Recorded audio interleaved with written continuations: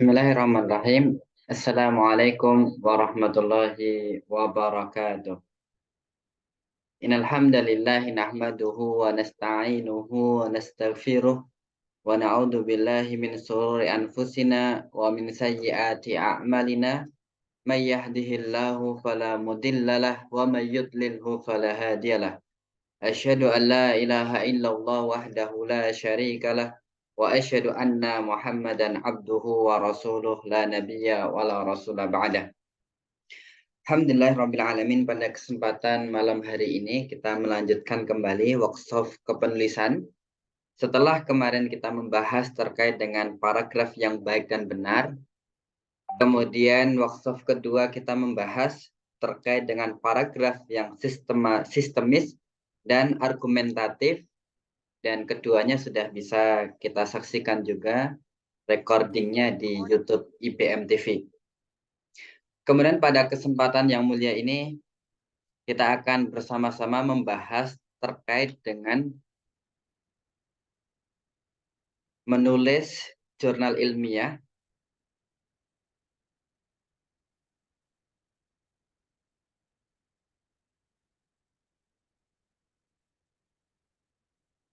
Baik, ini materi juga pernah kami dapatkan di program kaderisasi ulama dan di awal masuk pasca sarjana Universitas Darussalam Gontor melalui Ustadz kami, Ustadz Yongki Sutoyo, dan ini PPT-nya juga berasal dari beliau.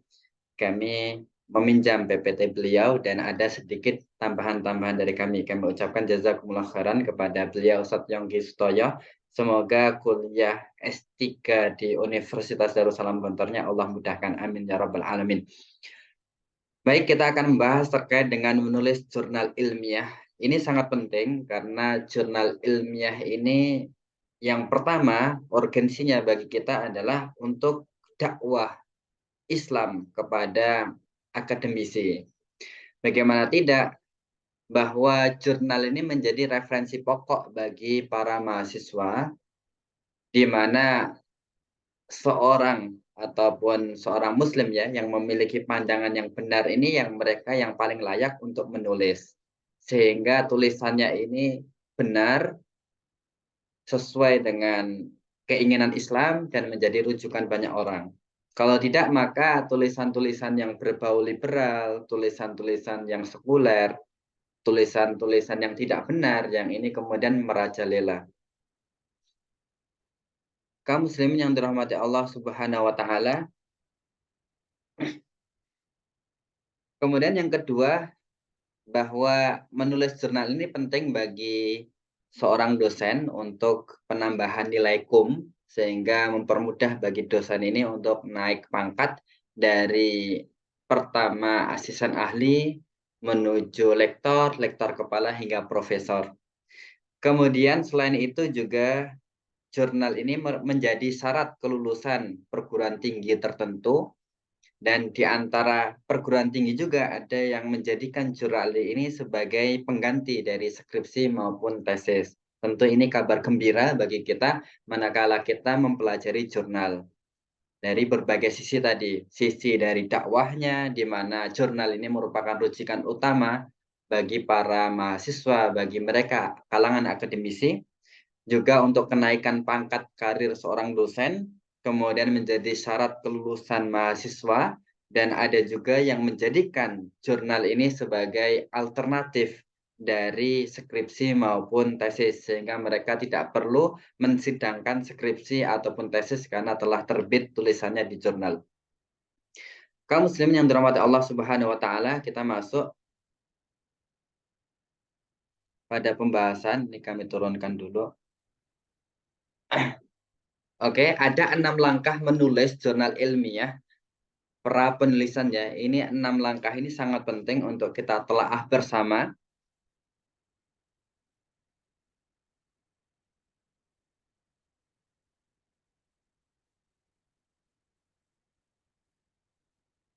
Baik, yang pertama adalah survei literatur. Survei literatur di sini artinya kalau kita pertama, apabila belum memiliki pandangan sama sekali, maka survei literatur ini menjadi kesempatan bagi kita untuk memperbanyak referensi, sehingga kita memiliki bayangan apa yang kita hendak tulis dari materi-materi ataupun dari pembahasan-pembahasan yang ingin kita cari lebih rinci atau lebih detail. Ini ada survei literatur. Namun apabila kita sudah memiliki judul yang hendak kita kaji pun kita harus melakukan survei literatur juga. Artinya ketika kita ingin mencari sesuatu data, kemudian tambahan-tambahan referensi ya, survei literatur sangat penting.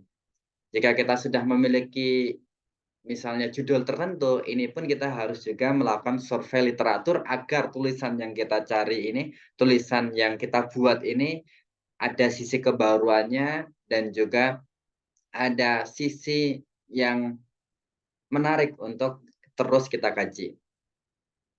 Yang kedua adalah memilih bahan yang paling relevan. Nah, setelah kita mengumpulkan referensi yang ada dengan survei literatur ini artinya kita mencari pembahasan yang ingin kita kaji sebanyak-banyaknya.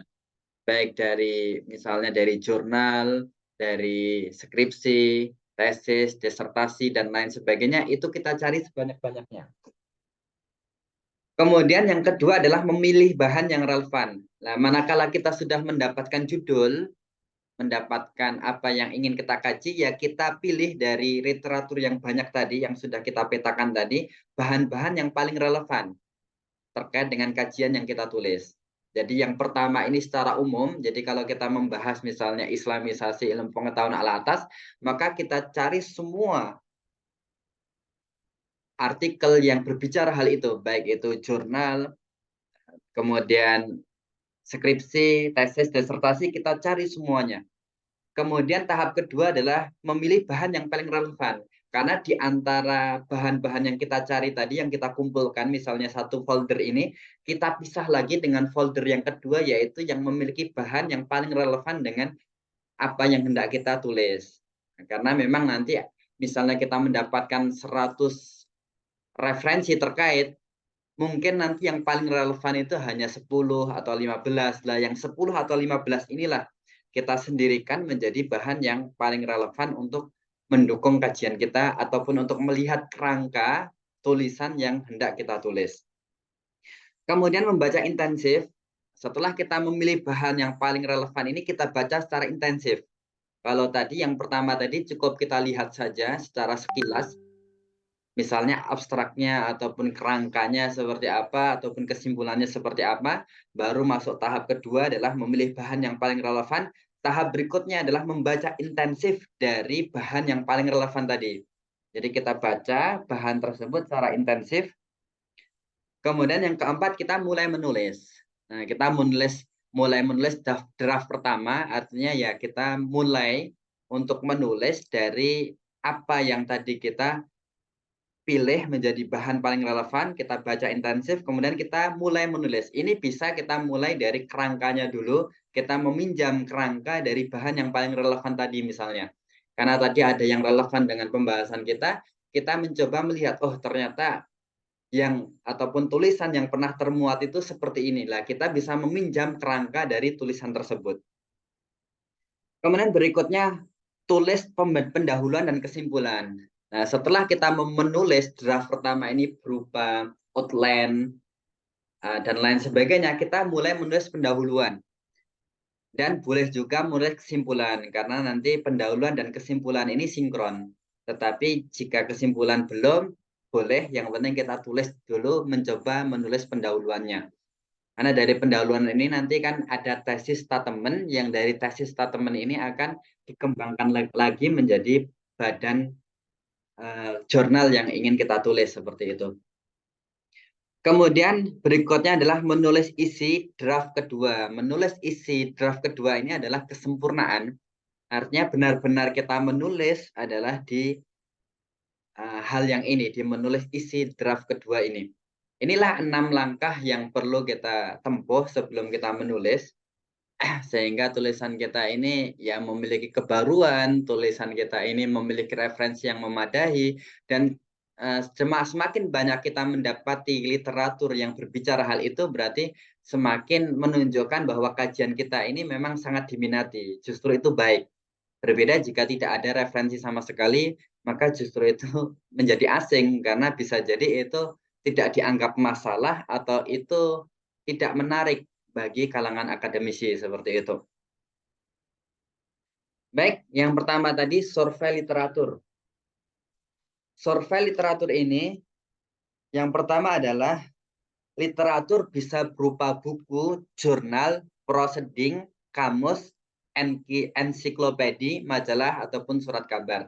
Jadi ini literatur yang kita cari itu ya bisa buku, jurnal, proseding, kamus, ensiklopedi, majalah, surat kabar, dan lain sebagainya. Kita cari sebanyak-banyaknya. Kemudian yang kedua, survei literatur bertujuan untuk mencari tema yang menarik dan relevan. Nah, di sini ya, survei literatur ini bertujuan untuk mencari tema yang menarik dan relevan, yaitu apa tema yang sedang dibincangkan dan didiskusikan dalam lingkungan akademik kontemporer. Nah, di sini kita harus melakukan survei itu ya untuk mencari tema yang menarik dan relevan. Kemudian yang ketiga, setelah menemukan tema yang menarik dan relevan, pilih dari sekian banyak tema itu menjadi beberapa. 1, 2, atau 3. Artinya tidak kemudian semuanya kita bahas, tetapi kita pilih tema dari apa yang kita dapati dari tema tersebut, kita pilih saja beberapa, misal 1, 2, atau 3. Berikutnya memilih bahan yang relevan. Memilih bahan yang paling relevan ini, yang pertama adalah kita brainstorming. Brainstorming, yaitu diskusi atau diskusi dengan teman. Nah, kita perlu memang setelah kita mendapatkan tema tadi ya dari literatur review ini, kita perlu berdiskusi kepada teman.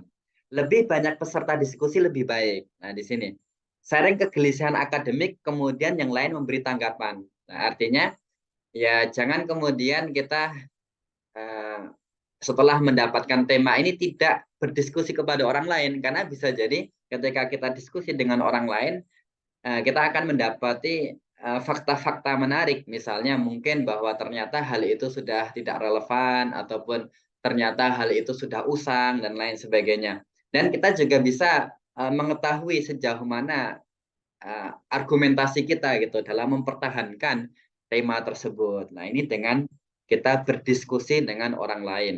Semakin banyak kita berdiskusi dengan orang lain, maka semakin baik. Kemudian yang kedua, mempersempit topik. Yaitu topiknya kita persempit agar tidak terlalu melebar. Karena terlalu melebar ini juga mempersulitkan kita dan menjadi tidak sesuatu yang menarik seperti itu. Karena semakin luas kan berarti tidak mendetail seperti itu. Jadi kita mempersempit topiknya apa. Kemudian yang ketiga adalah diskusi intensif topik yang dipilih. Nah, setelah kita mempersempit tadi ya, kita diskusi dengan banyak orang, kita sempitkan topik. Oh, kalau seperti itu yang dari banyak diskusi tadi, tema-tema tadi, topik yang saya kerucutkan adalah ini. Nah, dari topik inilah kemudian diskusikan lagi secara intensif tentang topik yang dipilih. Nah, di sini sangat penting sekali. Diskusi intensif tentang topik yang dipilih ini ada beberapa ya. Ini kami beri contohnya. Misalnya di sini ada pertanyaan, apa alasan Anda memilih topik itu? Mengapa topik itu penting diungkapkan? Gitu ya. Artinya ya kita jawab pertanyaan-pertanyaan ini gitu. Apa alasan Anda memilih topik itu? Mengapa topik itu penting diungkapkan gitu. Nah, ini menjadi pertanyaan bagi kita untuk kita jawab seperti itu. Misalnya lagi, apa kaitan topik itu dengan diskursus para cendekiawan akhir-akhir ini gitu. Apa topik Anda itu dengan diskusi para cendekiawan akhir-akhir ini gitu? Apa kaitannya? Kemudian apa kaitan topik itu dengan persoalan yang dihadapi umat dewasa ini gitu? Apa kaitan topik itu dengan persoalan yang dihadapi umat dewasa ini? Kemudian apa kaitan topik itu dengan bidang-bidang atau disiplin ilmu pengetahuan lainnya. Jadi antara satu dengan yang lainnya ini sangat penting karena kami juga pernah mendapatkan pengalaman dari reviewer itu mempertanyakan gitu, apa kontribusi dari tulisan Anda untuk pengembangan ilmu berikutnya? Artinya ini pertanyaan-pertanyaan yang perlu kita jawab. Kemudian yang keempat, yang kelima, apa sebenarnya yang akan Anda paparkan sebagai sesuatu yang baru dan menyumbang pada diskusi dan disiplin ilmu tertentu gitu. Nah, ini yang tadi ya. Jadi kemudian akan ditanyakan apa kebaruan dan apa sumbangsih dari topik yang Anda pilih ini untuk pengembangan disiplin ilmu tertentu gitu. Nah, ini pertanyaan-pertanyaan yang harus kita jawab agar topik yang kita kaji ini benar-benar memberikan kontribusi besar bagi pengembangan ilmu berikutnya.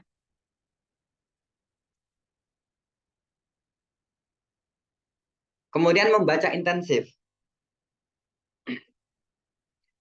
Membaca intensif adalah membaca dengan tujuan menemukan bahan tulisan.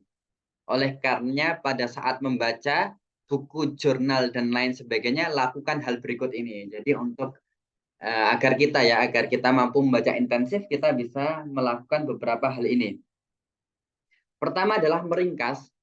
Jadi setelah kita membaca, agar bacaan kita ini berbobot, maksudnya memberikan kita pandangan-pandangan atau kuat di dalam benak kita, ya kita meringkas dari buku atau jurnal tersebut gitu. Ini bacaan intensif.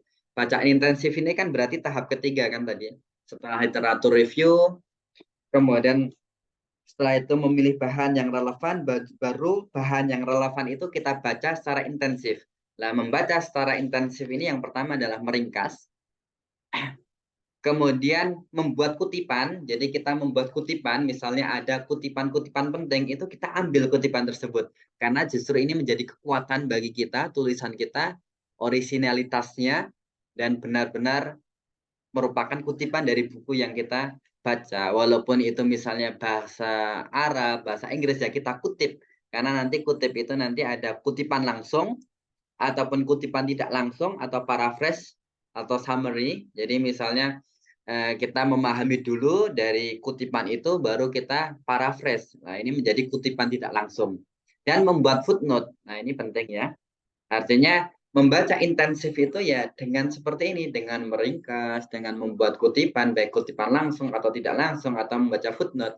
Maka tidak heran kita ketika S2 di Unidangontor itu ada ujian proposal dan ujian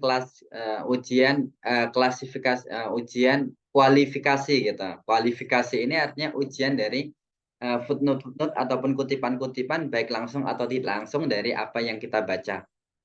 Seperti itu. Kemudian mulai menulis. Mulai menulis tadi ya. Tahap keempat itu kan mulai menulis. Mulai menulis ini tadi tuh. Berarti tahap mulai menulis ini adalah menyusun outline yang pertama. Setelah tadi kita literatur review, kemudian setelah literatur review tadi kita memilih bahan yang paling relevan, kemudian membaca intensif, ya kita mulai menulis. Mulai menulis seperti apa? Yang pertama menyusun outline. Nah, outline ini sangat penting sekali untuk kita susun, karena darinya kita akan lebih mudah dalam menulis, mencari data, dan lain sebagainya. Kemudian menulis pendahuluan, introduction. Ini perlu juga kita tulis pendahuluannya, kemudian isi atau bodinya, dan penutup atau conclusion. Nah, ini mulai menulisnya seperti ini. Outline, dari outline itu nanti ada pendahuluan, isi, dan penutup. Baik, menyusun outline sekarang. Bagaimana menyusun outline?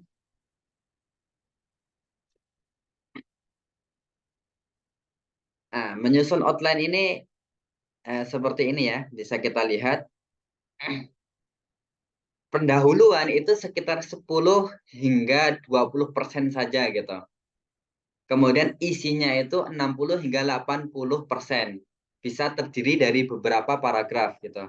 Artinya ini jika kita lihat ya, seperti ini muatannya. 10 hingga 20% itu pendahuluan. 60 hingga 80% itu isi. Demikian pula penutup. Penutup ini juga sekitar 10 hingga 20%. Nah, ini agar kita ketahui, karena outline yang bagus ini seperti ini. Pendahuluan tidak terlalu banyak. Yang banyak adalah isinya, baru penutup ini pun tidak terlalu banyak gitu, seperti itu. Ini yang baik seperti ini.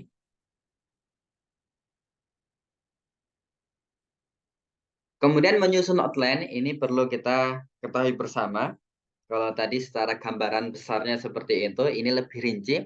Yang pertama, tentukan tema apa yang akan ditulis.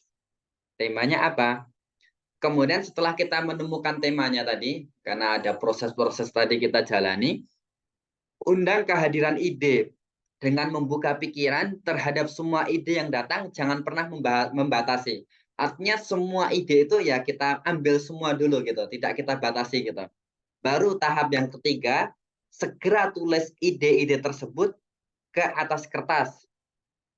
Sekenanya, jangan dikritisi. Artinya setelah tadi ide itu masuk, kita pikirkan masuk, kita tulis semuanya dulu.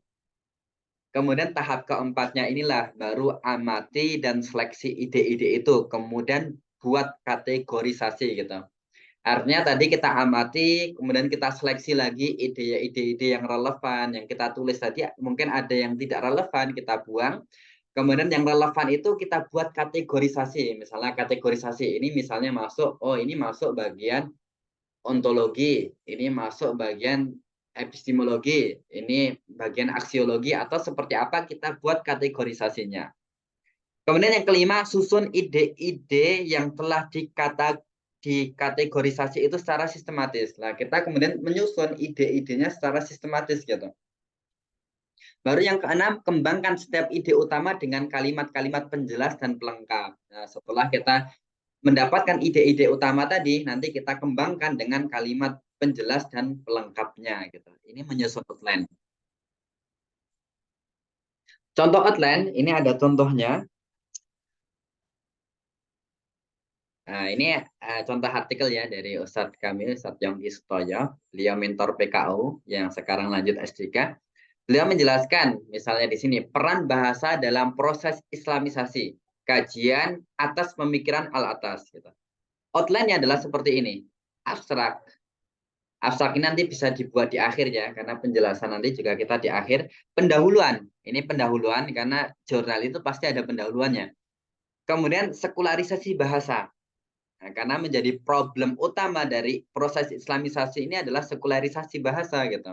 Sehingga peran bahasa dalam proses Islamisasi karena di dalam bahasa itu ada sekularisasi. Kemudian konsep Islamisasi al-atas. Nah, karena kajian atas pemikiran al-atas berarti harus ada konsep Islamisasi al-atas. Kemudian apa saja konsepnya? Ada bahasa sebagai instrumen Islamisasi, bahasa Arab fondasi semantik Al-Quran, bahasa dan worldview, kemudian penutup. Nah, seperti ini.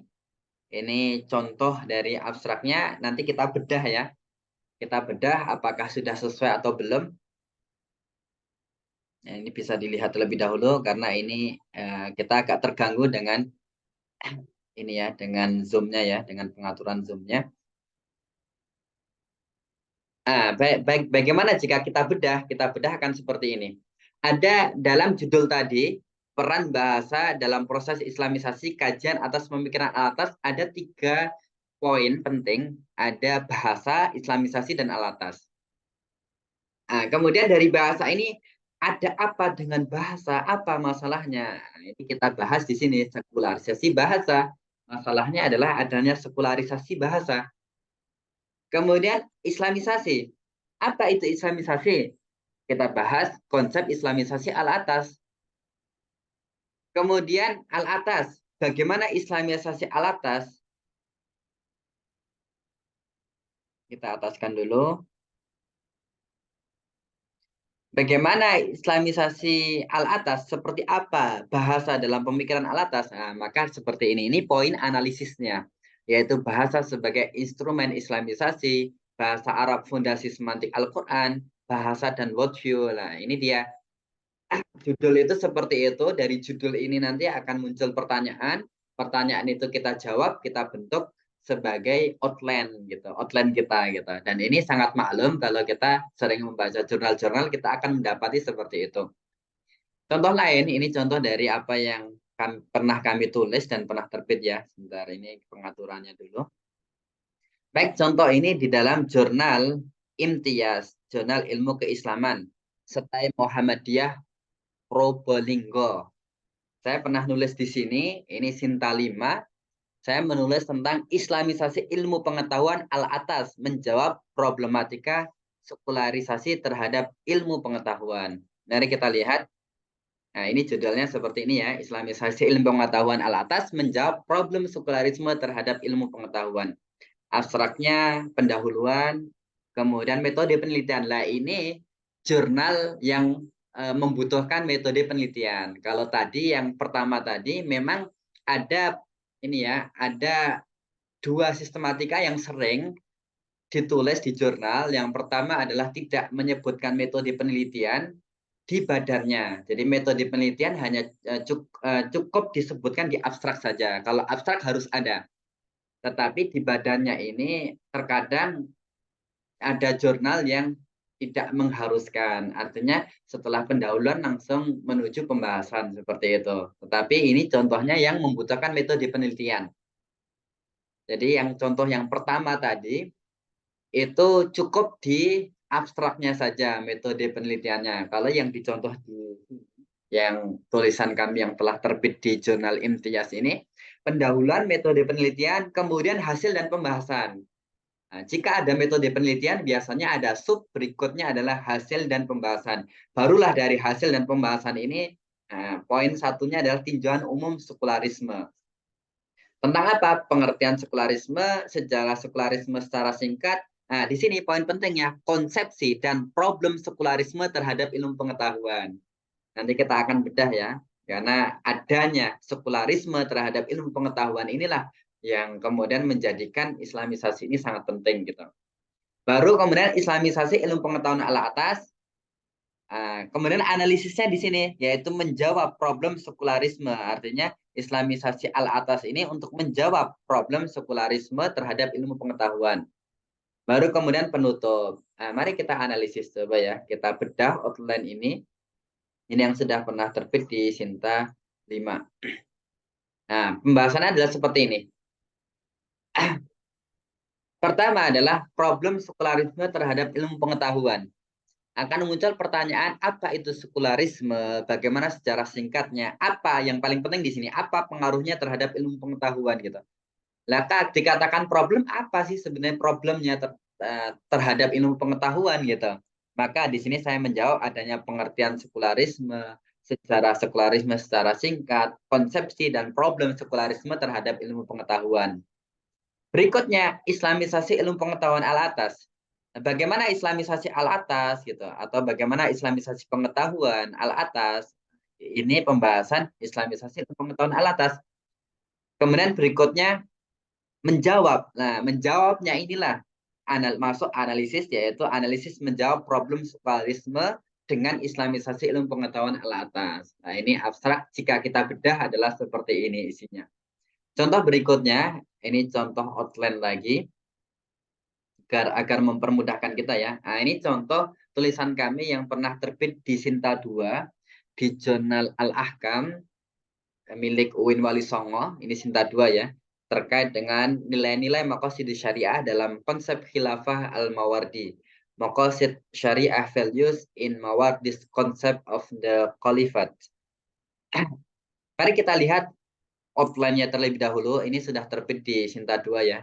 Bisa kita lacak tulisan kami di Jurnal Al-Ahkam. Ini terbitan 2021 kalau tidak salah ya. Ya benar 2021 bulan 10 tanggal 31. Karena seringkali nanti kalau kita submit di jurnal ini, terbit jurnalnya itu seringkali akhir-akhir bulan seperti itu.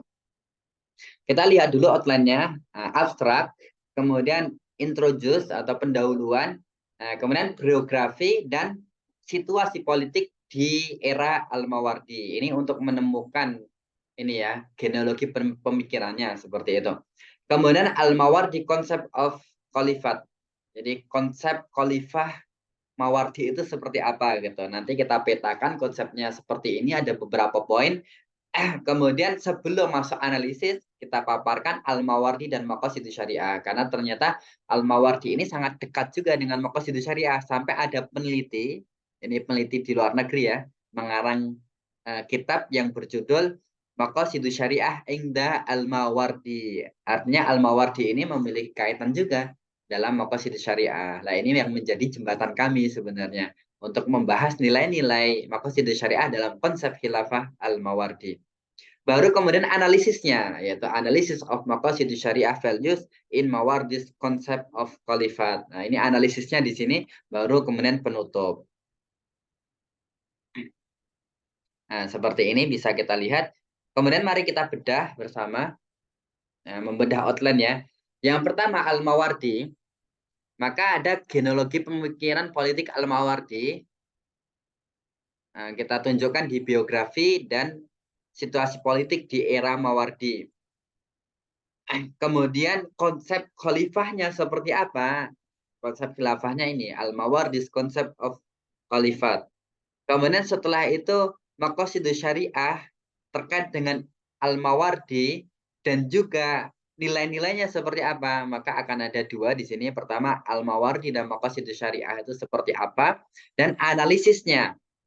Analisisnya, nilai-nilainya, nilai-nilai Maqasidus Syariahnya seperti apa.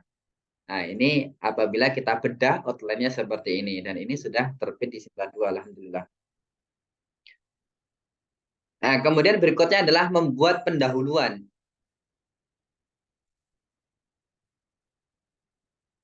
Jadi setelah tadi outline, sekarang membuat pendahuluan. Nah, pendahuluan berisi pertanyaan umum dan informasi faktual yang menarik pembaca untuk memahami topik dan isi diskusi. Nah, ini terkait dengan pendahuluan ya. Jadi pendahuluan ini berisi pernyataan umum dan informasi faktual yang menarik pembaca untuk memahami topik dan isi diskusi. Yang kedua, pernyataan dalam pendahuluan harus menggiring pembaca memahami ide inti dan tujuan penulisan yang disebut sebagai thesis statement. Artinya pendahuluan kita harus mengandung thesis statement, di mana thesis statement-nya tadi akan kita buktikan pada pembahasan isi dari jurnal yang kita tulis. Kemudian untuk itu pembahasan dalam pendahuluan harus mengerucut atau menyempit menjadi satu maksud atau poin yang jelas gitu. Artinya agar jurnal yang kita tulis ini bagus ya tesis statement-nya ini yang mengerucut kepada poin yang jelas gitu yang akan kita kaji berikutnya. Jadi bahkan di antara pendahuluan itu terkadang kita ya nulis jurnal itu nanti disuruh untuk menampilkan pertanyaan gitu. Jadi kalau di misalnya kita nulis skripsi atau tesis itu kan ada tahdidul masalah gitu. Jadi pembatasan masalahnya di mana. Nah, terkadang nanti ketika kita menulis jurnal kita akan disuruh untuk seperti itu. Jadi akan dalam artikel ini akan membahas masalah ini gitu. Seperti itu. Ini menjadi tesis dokumen. Ini memang terkait erat ya dengan skripsi, dengan tesis, dengan disertasi, karena memang jurnal ini sebenarnya adalah miniatur dari penelitian-penelitian itu gitu. Kemudian yang keempat, panjangnya paragraf harus sebanding dengan isi karangan gitu. Jadi panjangnya harus sebanding dengan isi karangannya. Ini pendahuluan. Kemudian ada poin-poin pendahuluan yang perlu kita perhatikan. Yang pertama adalah latar belakang masalah. Nah, di pendahuluan ini biasanya ada latar belakang masalah. Latar belakang masalah ini ya berisi mengenai permasalahan yang ditemukan di lapangan dan kesenjangan antara kenyataan atau realita dengan teori. Artinya ada masalah ya. Namanya latar belakang masalah berarti kan ada masalah. Ada kesenjangan antara kenyataan dan teori politik misalnya seperti itu atau teori tertentu seperti itu ya. Ini latar belakang masalah. Kemudian ada rumusan masalah. Berisi mengenai permasalahan-permasalahan yang akan dibahas dalam penelitian. Jadi ada rumusannya. Kemudian ada batasan masalah.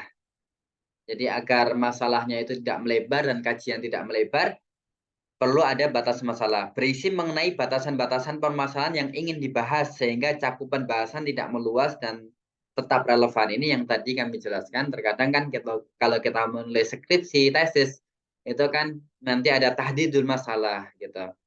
Agar atau pembatasan masalah agar masalahnya itu tidak melebar. Lah di pendahuluan itu tetap ada seperti itu, ada yang secara langsung ya atau secara tegas menyatakan masalahnya ataupun kajian ini akan menjawab ini, tetapi ada juga yang secara tidak langsung tetapi mengandung masalah di situ yang akan diurai.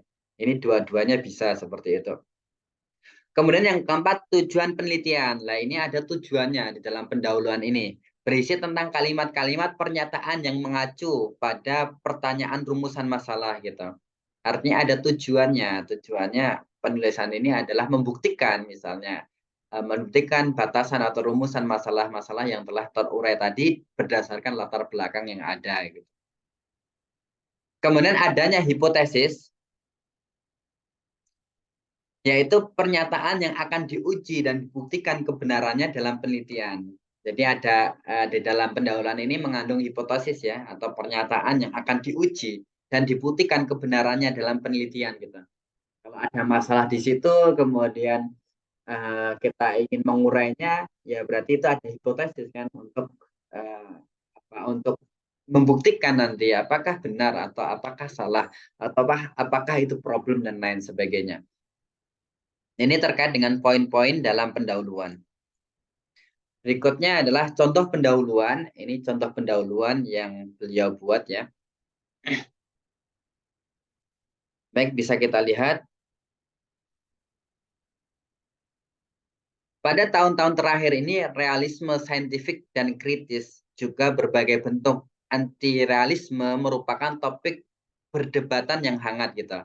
Jadi akhir-akhir ini ada realisme saintifik, kritis, juga anti-realisme. Ini merupakan topik perdebatan yang hangat. Karya-karya para ilmuwan dari berbagai disiplin ilmu menyampaikan berbagai argumentasi dengan menggunakan contoh-contoh menarik dari sejarah sains. Kesemuanya merupakan bacaan yang menarik. Nah, ini kan ada ketertarikan gitu atau menarik minat pembaca untuk ya apa sih sebenarnya perdebatan itu seperti itu ya. Jadi menarik minat pembaca untuk membaca. Kemudian di sini ada lagi di bawahnya paragraf berikutnya ini ya.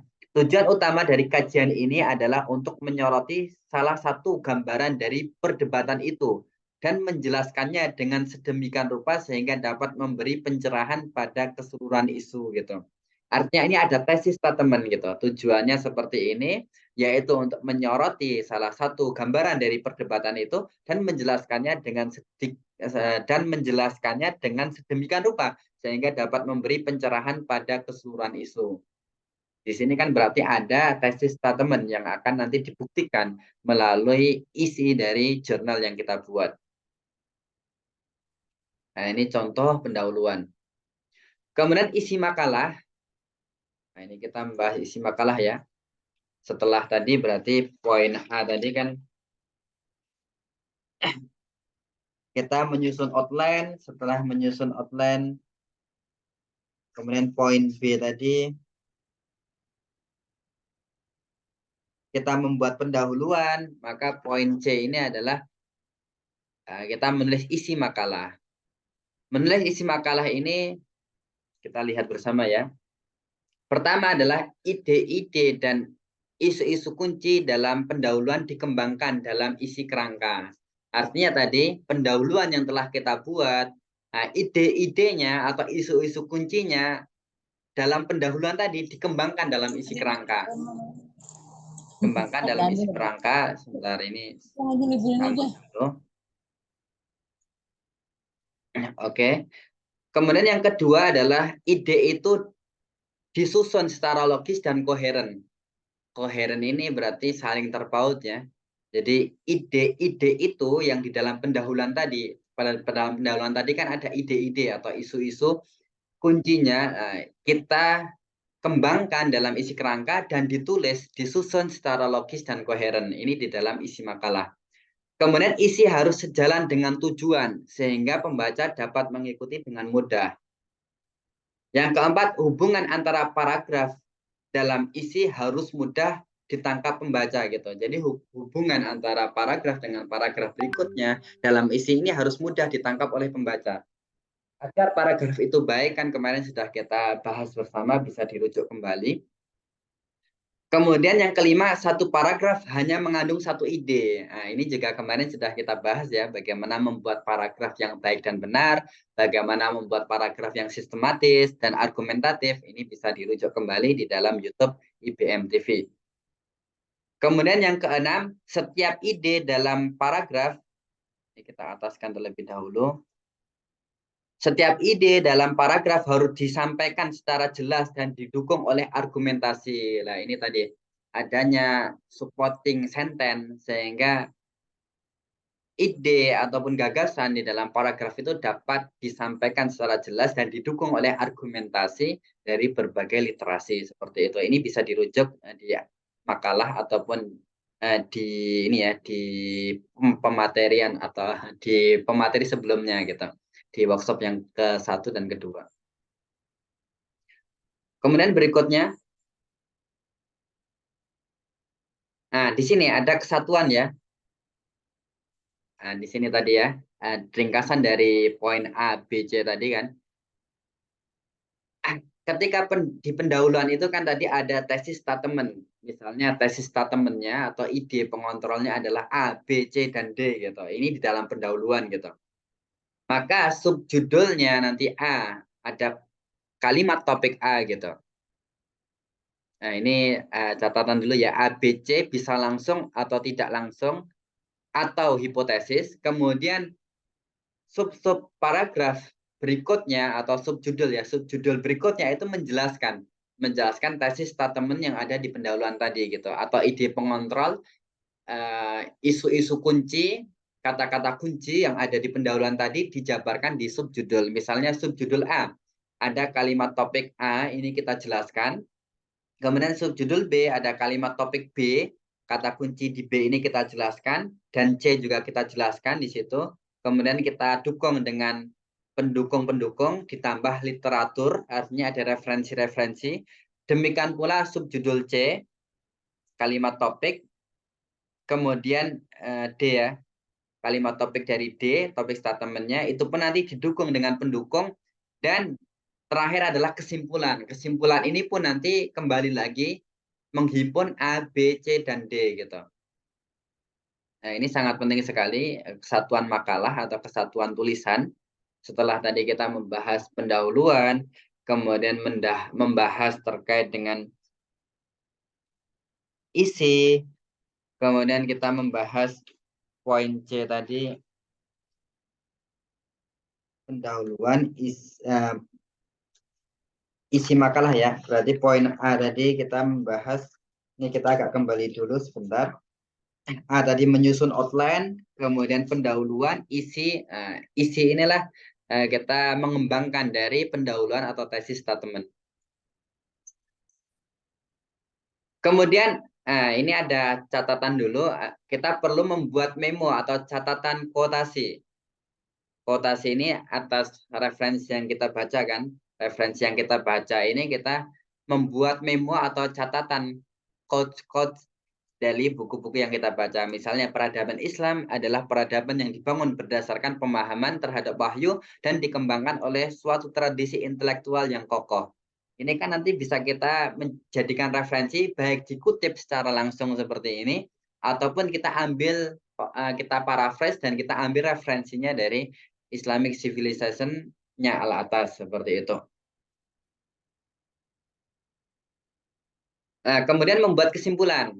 Setelah tadi membuat outline, kemudian pendahuluan, isi, sekarang adalah membuat kesimpulan.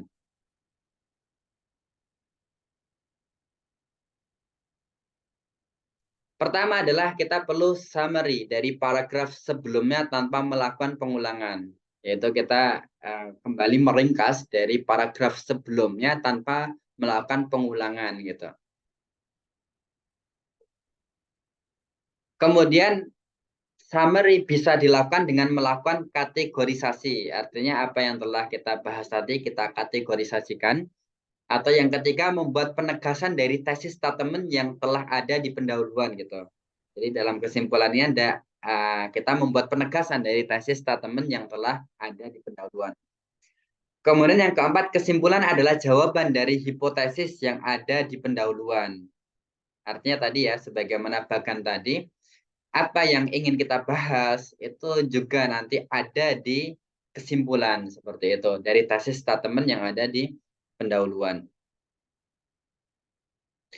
Kemudian berikutnya membuat abstrak. Nah, ini poin terakhir sepertinya ya. Jadi setelah tadi kita membuat outline, kemudian pendahuluan, kemudian isi, kemudian kesimpulan, sekarang adalah membuat abstrak. Bagaimana membuat abstrak? Abstrak ini memang seringkali diakhirkan ya, karena biasanya merupakan intisari daripada seluruh kajian yang ada, sehingga pembuatannya pun akhir, kecuali di konferensi baik nasional atau internasional biasanya diminta untuk membuat abstrak terlebih dahulu. Baik, apa saja muatan di dalam abstrak ini? Yang pertama adalah kita perlu pahami bahwa intisari dari penelitian itu atau abstrak ini adalah intisari dari penelitian yang mencakup ini muatannya ya. Yang pertama adalah latar belakang masalah. Jadi ada latar belakang masalah di abstrak ini gitu. Artinya ini juga miniatur ya, miniatur dari pendahuluan gitu. Ada latar belakang masalah. Kemudian masalah yang diteliti, artinya tujuannya meliti apa gitu dari latar belakang masalah tadi atau masalah yang diteliti itu apa gitu. Setelah itu baru ada metode yang digunakan. Nah, ini tadi di dalam jurnal itu biasa metode itu ada di abstrak gitu. Kemudian adapun di badannya nanti kita melihat daripada lingkung ataupun kepenulisan di dalam jurnal itu seperti apa, karena setiap jurnal ini memiliki sistematika kepenulisan tersendiri gitu. Ada yang harus menggunakan font ini, ada yang harus seperti ini, ada yang kemudian cara penulisan transliterasinya seperti ini, ada yang jurnal itu meminta untuk menggunakan ini ya manajemen referensi yang seperti ini, body note atau footnote. Body note pun ada yang menggunakan halaman, ada yang tidak dan lain sebagainya. Itu nanti memang perlu melihat dari jurnal yang kita tuju. Nah, ini muatannya latar belakang masalah, masalah yang diteliti, metode yang digunakan, kemudian hasil yang diperoleh. Ini hasil ini berbeda dengan kesimpulannya. Hasil di abstrak ini ya hasil. Bisa kita buat satu seperti ini, dua seperti ini, tiga seperti ini gitu. Boleh juga diberi kesimpulan, tapi ini sifatnya tidak wajib dan lebih bagus juga pengalaman kami di Sinta 2 tidak dibutuhkan, tetapi boleh-boleh saja gitu. Kesimpulan dan saran jika diperlukan. Lagi-lagi ini pengalaman kami di Sinta 2 ini tidak perlu seperti itu. Nah, ini cara membuat abstrak. Nah, cukup sekian ya berarti ya. Cukup sekian ini Google Scholar kami. Alhamdulillah sudah sekitar 34 jurnal dan 4 buku. Kemudian kutipannya sudah 87, indeksnya sudah 6. Ya alhamdulillah sudah beberapa karya yang sudah terbit. Ini yang bisa kami sampaikan, kurang lebihnya mohon maaf sebesar-besarnya. Barangkali ada yang ditanyakan kami persilahkan.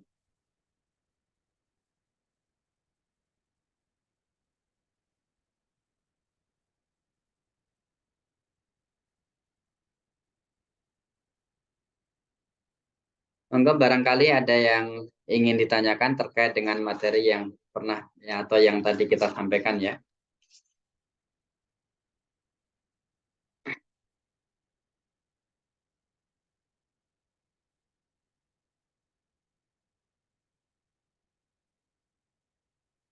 Baik, jika tidak ada, ini kami stop dulu recordingnya agar tidak begitu lama.